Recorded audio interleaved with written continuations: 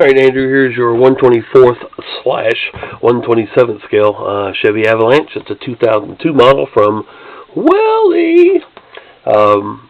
Pretty cool model, actually. I never really cared much for this version of the Avalanche because of the plastic around the bottoms of them. Some of them look more, in a weird word, Tahoe-ish. I guess with the ones I like, actually the fender wells are rounded out a little bit more. The later models of these, probably once they started 2006 maybe, they went with a different headlight, the single headlight, and had the rounded frame to it. But kind of a weird vehicle altogether. Really wasn't enough room for a four-wheeler in the back, but yet you could drop the window and something in the back and be able to access the interior. I don't know. Anyway, kind of weird. My next door neighbor had one identical to this, same color, year, everything, and I never really understood it. Oh, excuse my antenna farm back here. A lot of my customers are like, well, how do you make your antennas? Well, I grow them. So I take these little antenna seeds, you see these here, and you stick them in the foam, water them for a little bit, and put them in the sunlight, and they grow. And then once they bloom, that's what these are, the little blooms on there. You can pick them. Okay, I'm lying anyway. I didn't realize that was behind my truck, or behind your truck. It was, I don't know why. That's what happens when you get sleepy and old. You tell lies to your kids and grandkids. Anyway, headlights and taillights on this. I told you I had a surprise for this one, so get ready. The headlights, the entire headlight will illuminate. Fix that so the whole thing will light up. Looks pretty cool. So it appears the high beams and low beams are on.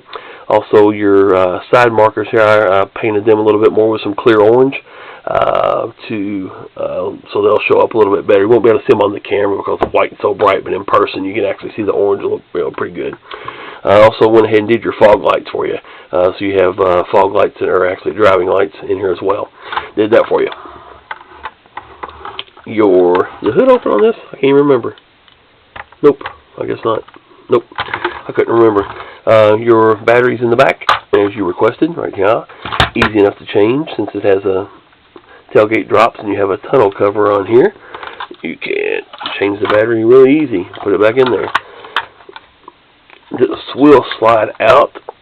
I don't know why I can't get a hold of it enough to pull it out, but anyway, this bed cover, tunnel cover still comes off. One switch right underneath here on the bottom. See your headlights. So you can see the entire lens. Like I said, I don't know if that orange is going to show up, the side marker, very well on the camera, but looks pretty cool. You can actually see it really nice orange looking from the sides there too. Again, did your driving lights at the bottom, auxiliary driving lights. They illuminate. And come to the back. I didn't know how easy this was going to be, but once I took the entire vehicle apart, excuse me, I have a little bit of congestion. Once I took the vehicle apart and took the bed liner out and the bed off the truck and the bar off the truck, blah, blah, blah, took everything off the truck, it was easy to access those. So I took those out, cut the metal out, glued the lenses back on, and inserted the LEDs from the back, and then put the bed cover and everything back in. So it looks pretty cool. It actually illuminates really nice from the side and everything. Again, my camera kind of focuses on the light head itself instead of the entire lens, but the entire lens lights up top to bottom, side, and everything, so it looks pretty cool. Looks pretty cool. So now, your surprise. You're wondering, what's my surprise, Mr. Phillip? You don't have to call me Mr., but anyway, what's my surprise, Phillip? Let's turn this off.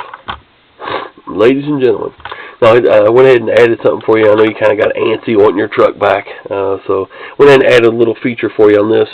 I was able to do it because of the way the doors were set up. So, without any switches being on, of course you can turn the switches on if you want to, but just to let you know there's no magic being done here. When you open the driver's side door, boink, your interior light comes on. Add a little dome light up to the top. You can see it right there. So, like I said, when you open your driver's door, it activates the light.